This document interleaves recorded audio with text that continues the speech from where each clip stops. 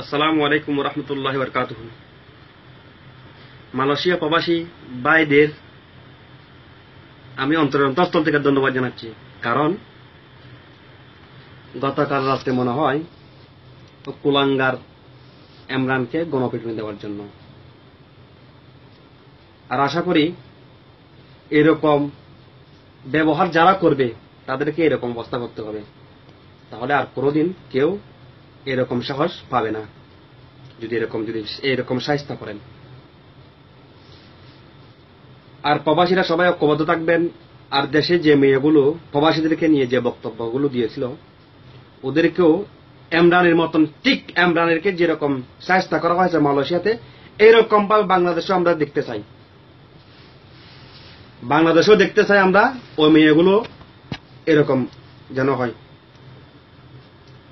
আর শামসুল হক পেয়েছে যে ছেলেটা, ওই ছেলেটাকে শায়েস্তা করার বেশি প্রয়োজন আমি মনে করি। কারণ ওদেরকে যদি শায়েস্তা না করে তাহলে পরবর্তী আরো অনেক বড় বড় বেয়াদবি করতে পারে প্রবাসীদেরকে নিয়ে।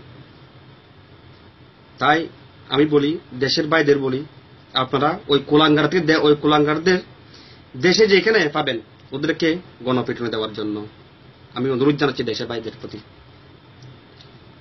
আর মালয়েশিয়া প্রবাসীর ভাইদের আমি অন্তরন্তস্থল থেকে ধন্যবাদ জানাচ্ছি ওই কুলাঙ্গারকে গণপিটুনি দেওয়ার জন্য। কম হয়েছে, আর একটু বেশি দেওয়া দরকার ছিল। এতে কত বড় সাহস! এই সাহস কে দেয় ওদেরকে? কি মার্কেট ওড়ার জন্য, মানুষ চিনার জন্য এরকম প্রবাসীদেরকে নিয়ে উল্টাপাল্টা বক্তব্য দাও?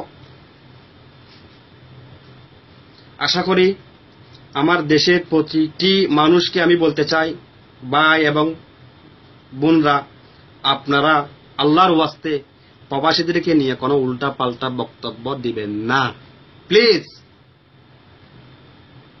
কারণ আমরা অনেক অসহায় প্রবাসীরা। এখানে এই কথাগুলো বলে আমি আমার বক্তব্য শেষ